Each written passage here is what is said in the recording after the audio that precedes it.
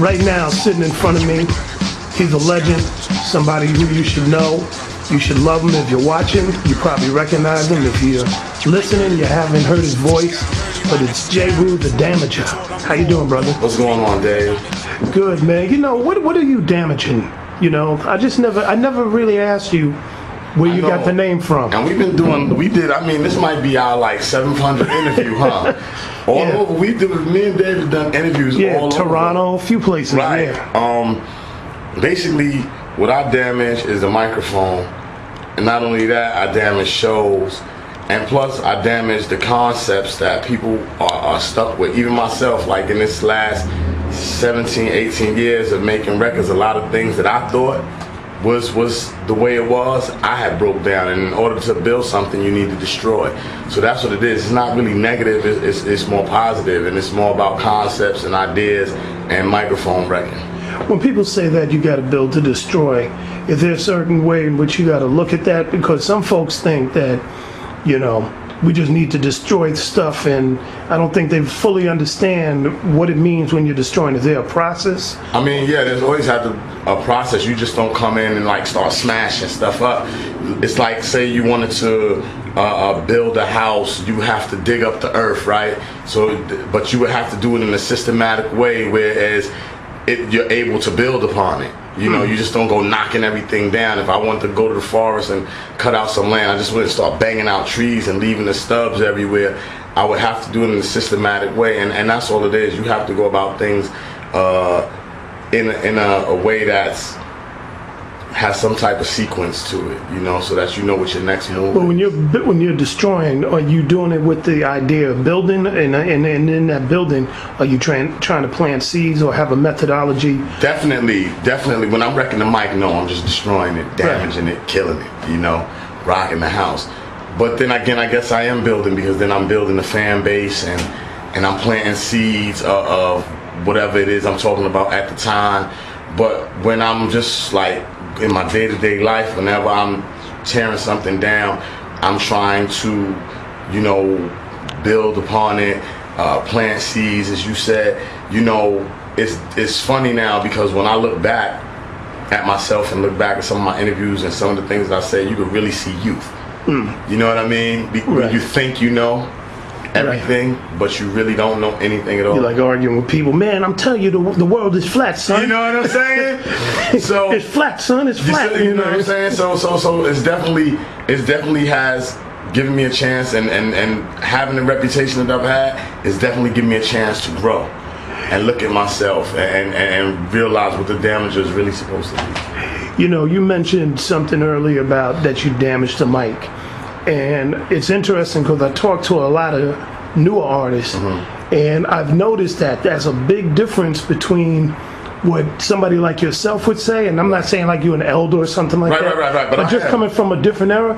The concept of getting on the mic and just being nice with it doesn't seem to be as fully embraced as it was once upon a time. I mean, even a Vanilla Ice back in the days would be like, I'm trying to be nice. He might not have been, but he was still, but his intention was there, right? But nowadays, you know, you'll ask a cat what they doing, and the last thing they mention is trying to be nice on the mic. They're trying to get money. Right. What do you think has happened with that, and what's missing? Well, you know, we talk about hip-hop as a culture. Hip-hop as a culture has changed. Because what culture is the way that you live your day-to-day life. That's culture, and the day-to-day culture of hip-hop, unfortunately, and I'm not even going to say unfortunately, because you have to have room for everything, right? So if we just had one type of flower, or one type of tree, or one type of anything, life would be boring. So, and I just think that what we've been seeing since, because what happened is, let me take it back a little bit, hip-hop has been taken over by corporations. Right. Hip-hop is not, even though you have a lot of independent labels, hip-hop is really corporate now. It's on more commercials, more advertisements, more than any other type of music. And that's what the kids see, and that's what they're being fed. So I understand, see, when we were growing up, it was more of a respect type thing. It was like, it was something we did in the street, and anybody just couldn't do it. If it wasn't nice, you wasn't getting no love. Right. So now it doesn't matter because that gauge is there. You see, we live in a different world. When we grew up, it was like a sin to do something somebody else did. That was called biting. How did we allow that to happen? Because now we're supposed to be the guardians. We're older now, right? You know, so we're not 20 years old anymore. So how did we allow that takeover for a culture that we helped give birth to? Because we were enticed by the money, the fame. We got the things from it that the guys before us really didn't get. Like some of the older guys who started off before us. Right. They didn't get what we got to get. We got to be on the radio every day, and then there came the BETs and the MTVs and the world tours and all the money that came with it. So we were so concerned with, all right, we got to do our next project. Right. And we so concerned with still being nice. It wasn't like I'm just want to do it. I still want to be nice. So you put in your time, your effort, and you forget about everything else. I mean, we let the youth slip away in general. Like, forget just rapping. Just in general, we dropped the ball. It's like the generation before us, when they saw us and they saw us doing things we shouldn't do, they spoke to us about it. That's real talk. You know what I'm gonna do, man? I'm gonna take a break, man, and you know I still play this record. It's still timeless. And this is the devil. Don't make the devil happy. Yes, I love this song. It's a fun song to mix. Okay. See, if you're not a good DJ, you can play that song and sound nice. So you know, there's many a nights, man. I might have been double train wrecking. I put the record on, and people be like, "All right, he got it together." So we're gonna take a break. We'll be back with Jeru the Damaja.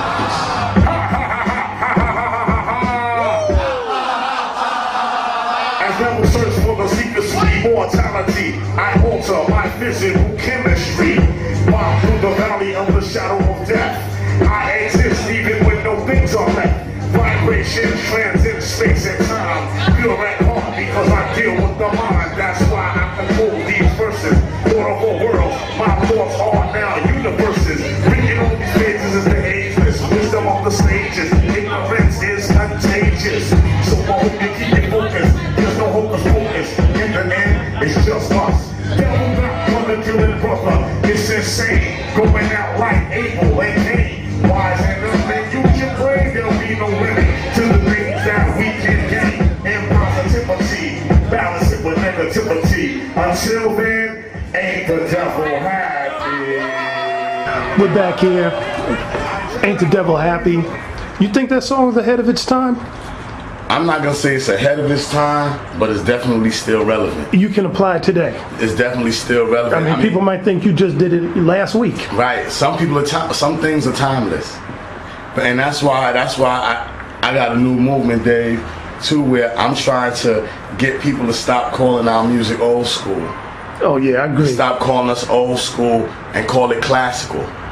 You don't call Beethoven old school or Bach or Tchaikovsky or something like that. It's classical and it's respected in that way. You know, especially with the youth, old school has a negative connotation. Well, old school to me, if you remember, once upon a time, old school was applied to the pioneers. Right, and this is what I'm saying. It's not the same though nowadays. Right. When you said something was old school when we were young, that mean that was respect. Right. That was old. That's old. Or you see the OG. Yeah. He old school, like he do it the old way, the old methods, like, you know what I mean? But nowadays, with the way these youth think, because you got to think about it, you're not allowed to be unique anymore. Right. If you're unique, you're a hater. If you have your own opinion and your own style, then you're a hater. It's all about the age of conformity. And that's what it is. Everybody has to be the same. So we need to start calling Jeru. We just played a classic cut. And that's what it is. Okay. You know, because and then that will give it. I like golden era. Okay. That's nice. I like classical. And old school, I really like old school because I know what it means. Right. And you know what made me think about it is I was talking to my little cousin and he's about 8 years old and we were having a little drawing contest. And he's like, "What, son? I'm from the new school, new skill, kill the old school." It's like if it was no old school, there'd be no new school. Right. But you once upon a time did that. Of course I did. You stepped in the scene and was like, "Man, make room, boom, I'm here." Of course, because we were kids. Right. But you know, that's what Sun Tzu says. He said the young generals always want to fight. Okay. And the old generals don't want to fight because they know the perils of war. They know what's going to happen. And that's what experience is. That's what learning is. That's what your stripes are. Right. That's what makes you a general opposed to a soldier. Okay. And you know, and one thing is, I of course make room, yeah, but I never downed the people who came before me. We respected them. Right. We respected you. But you was gonna get some food to eat off that table. Right, but you respected still. You knew when I saw a Melly Mel or a Kool Herc or any of them, and I knew what they were doing. Right. Today, the youth don't really care to look back. But that's the corporatization, though. Exactly, because it keeps you. If you don't know where you're coming from, you don't know where you're going. And then they can keep selling. So, let me ask you this, man. This week there were 4 main landmarks that we should think about, and I want to get your opinion and what you think. Okay. 2 of them involve, classic pioneers.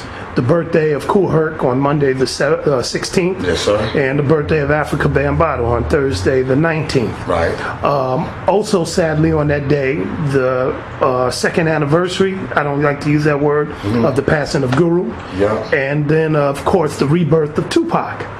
Right. So I wanted to get your thoughts on all that, because it just seemed like there's a whole array of emotions when you really look at all that stuff together. And unfortunately for a lot of people, they kind of put them in silos. Like half the people didn't even know who Bam or Herc were. Right. The other people forgot about Jeru. Right. Everybody was talking about 2Pac, and then you had another group that knew about Jeru, didn't know about Pac, the whole nine. Right. But your thoughts on it, man, from experience now. Well, first of all, it's so crazy how life is, how we have, we can celebrate birth and then death is right there, and that's just what life is, right? First of all, man, Kool Herc is my big brother. Whenever I see him, he has always been a big brother to me. He's always giving me that respect, as well as Africa Bambaataa. Like Jazzy J is a good friend of my dad's. You know what I mean? Okay. Like that's how deep it is. And I think those brothers should be respected, because if it was no Kool Herc, there would be no hip hop as what we know today. Real and what guys are doing today. If it was no Africa Bambaataa, it would be, they were huge. Soul Sonic Force. They took hip hop to a whole nother level. Right. A whole nother level. They opened up new doors. But just listening to them, both Herc and Bam, I'm listening to old tapes, I was amazed of how much they were digging in the crates with all the funk stuff. But at the time you couldn't appreciate it. Now you're like, man. But if you think about it though, but that was just our culture. To listen to those records, you have to remember. See, that's something now too. As you were talking about putting things in silos, you didn't have a hip hop radio station. You didn't have just a radio station for particular kinds of music, maybe some rock or whatever, or some light rock, stuff like that, specialties, news channels. But you gotta remember, you have to listen to everything before you might have heard the song that you liked. Right. You know what I mean? Like, you had to listen to everything, and we grew up in the houses with our parents, and everybody's parents had different taste in music, and if they had brothers and sisters, they had different kinds of records. So you heard all types of music. Right. You listened to all types of music, and that gave us the basis to create hip-hop. Okay, that's real talk there. You know what I'm saying? So that's why what they did, I mean, it was incredible. It was ingenious. And not only was it ingenious on that level, because the reason that they did what they did was basically to bring peace. Yeah. The universal Zulu nation. It's like, that's like a big positive gang. Right. All over the world. You can go to any country in the world. And you've been all over the world. I've been to almost every continent except Antarctica. And I've seen Zulu Nation everywhere. Okay. Everywhere. It's not one place that they don't have a Zulu Nation. You seen it in Hong Kong? They have Zulu Nation in Hong Kong. They have Zulu Nation in Japan. They have Zulu Nation in Brazil. I went to Casa de Hip Hop in Brazil. Okay. And all of that. So it's like, where I'm going there and I'm seeing old Source magazines from like 89, and that's what they're teaching the kids and teaching them how to break and all of that, and that's part of the thing. So these guys are really monumental. What corporate America is making billions of dollars of today, and kids are fighting for their swag and this and that, is what's created by these brothers. Right. Not with the same intention though. Exactly. They had a little bit more honor in that. Exactly. And I feel they should be respected for that. Now, Guru and 2Pac thing. Let me speak on the Guru thing because, you know, if it wasn't for Guru, I wouldn't be sitting, hold on 1 second, Dave. Let me just stop this. If it wasn't for Guru, I wouldn't be sitting here right now. Right. Because he saw something in me when I was just a kid from the street, a knucklehead. He could just did me like the other knuckleheads and pushed me to the side, but he embraced me and he made me a part of his clique and his thing that he was doing, and now, you know, there was a lot of people that came up on that Ill Kids album. Listen, I mean, it was like it's like we don't want to see you at night with the mics because it was a formidable force. We were one of the illest armies at the time. Yeah, you know, but you know, being young. Not having our heads on right, egos getting in the way, we didn't stick tight like we were supposed to, and that happens to a lot of young groups. You know what I mean? And it was really sad. That really broke my heart. You know, when even when I heard he was sick, I was out in Boston, and I'm calling Premier and Dap and all, and it just blew my mind. And I'm like, wow, you know, this would have never happened if we were smarter when we were kids. Yeah, that's true. But then you gotta remember that we were kids. You think you know everything when you're 21, 22, and you know nothing. Look how you look at a 21 or 22-year-old nowadays. They seem like a baby to you. What advice would you give somebody who is young? You know, from now you have some experience. What steps would you say for them to think so they could avoid some of the pitfalls? Man, try to communicate with each other.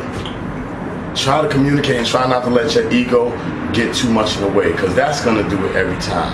Try to know and respect all your brothers as equals, no matter who does what or who has what, and try not to let other little jealousies and nitpicking and if you have a problem with somebody, address it at the time. Because if you address the problem at the time, it can't fester, it can't turn into something else, it can't be turned into something else by someone else. Because that's what happens too when you're young. People get jealous, they want that spot. Right. So what they do is they say, oh, yo, I heard this, or I heard that, to try to knock you out so they can get there because they think they're going to get what you get, you know? Would you say that everything's negotiable? Because a lot of times I think people are afraid to ask, and then that's where things start to fester. Maybe if I just talk to you, you might let me sit next to you. And that's all it is. That's why I said communication is the key. Right. That's what I've learned over the years.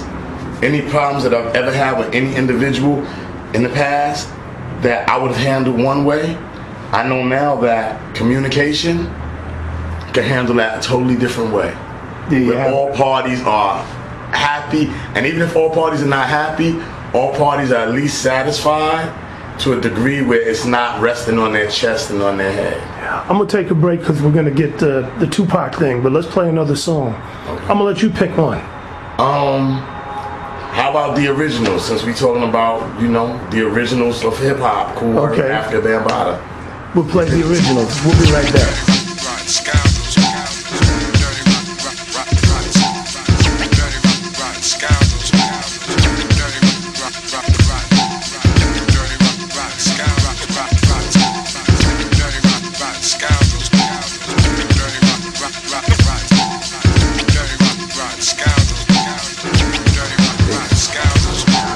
We're back here listening to the originals.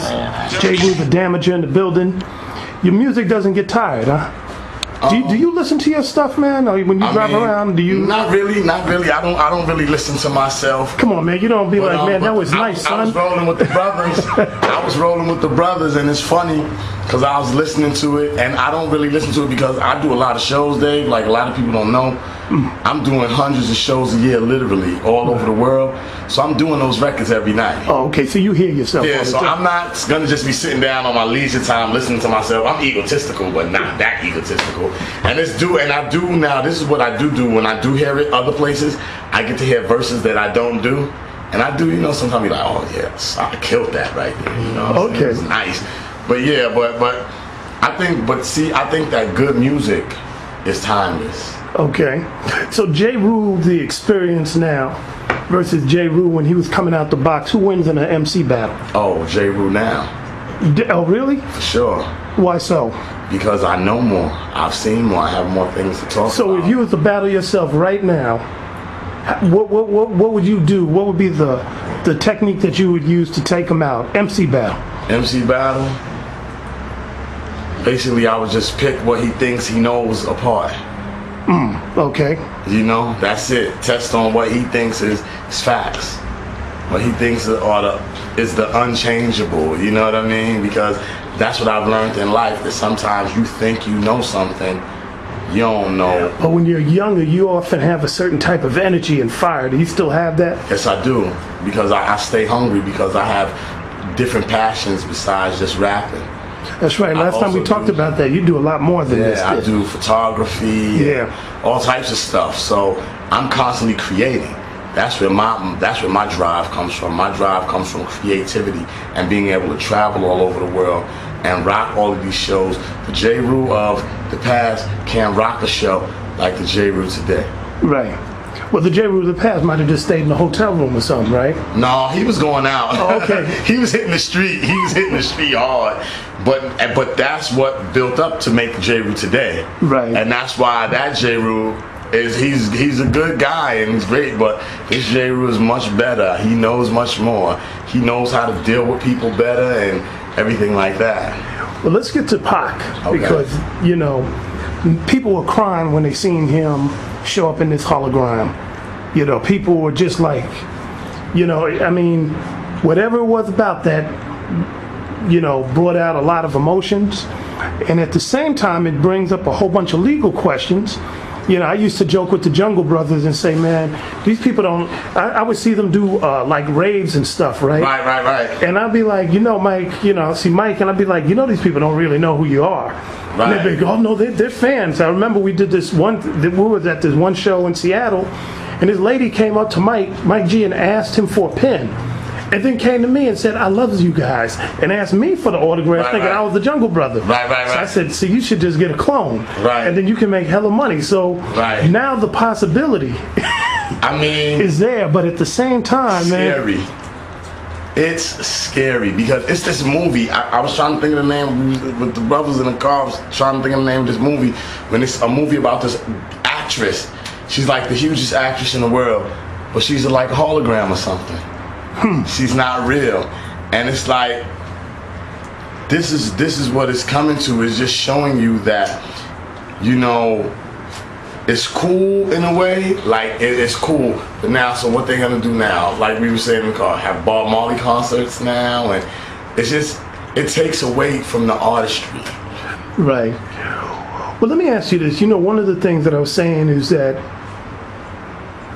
by having just a 2Pac hologram, it takes away from something. It takes away from the totality of 2Pac. Of course, he just because like the 2Pac that I know, if he was in Coachella, he would have said something about Trayvon Martin, and he would have probably screamed on the president and a few other things. And said a bunch of shit. Yeah. He wouldn't have just said, "What up, Coachella?" He would have been like, cussing nothing. Yeah. You know, 2Pac would have cussed somebody out. He did curse in the beginning, but he didn't curse at somebody. Right, that's what I said. He would have cussed somebody out, right? Yeah. So yeah, it's not real. It's just not real. There's no soul in the hologram. There's no human nature in the hologram. But now, let me ask you this from an artist and business perspective.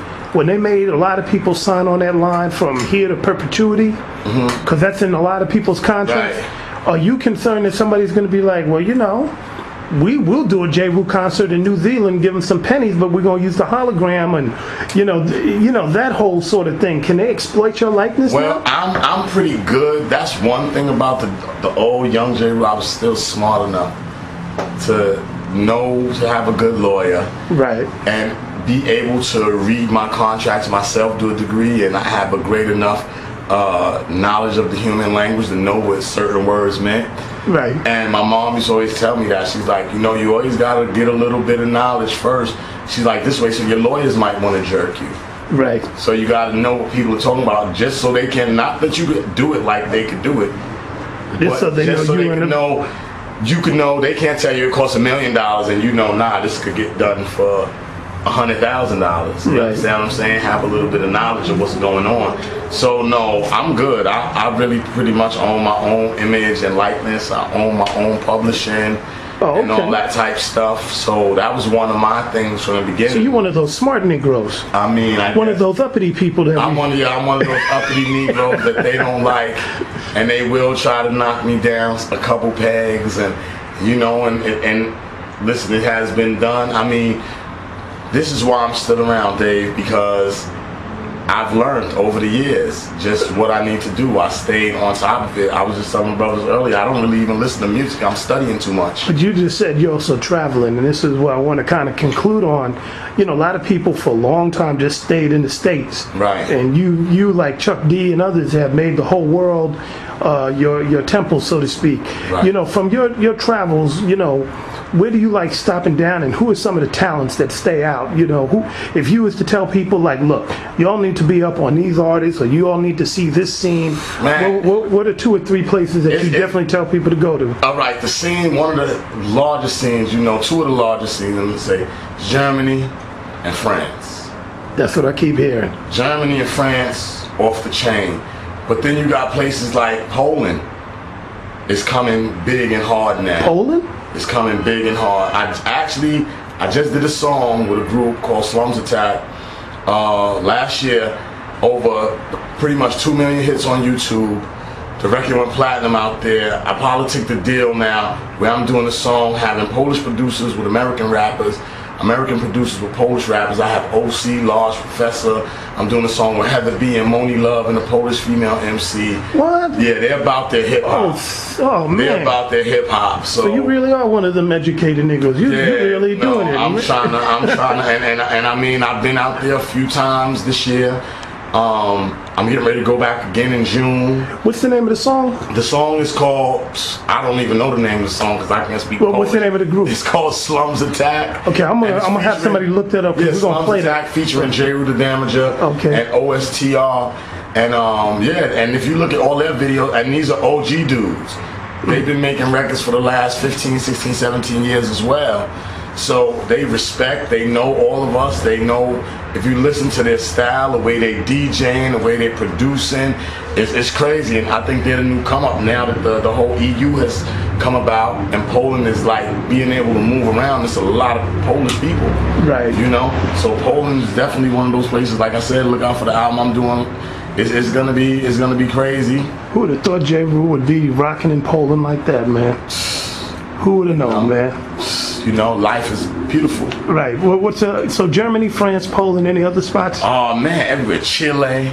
Okay, Anita Tijoux, we know her from down there. Chile is crazy. I did a show with Onyx a few months ago, Okay. and we had about 5,000-6,000 people. Really? In You know, Chile? In Chile, 5,000-6,000 people.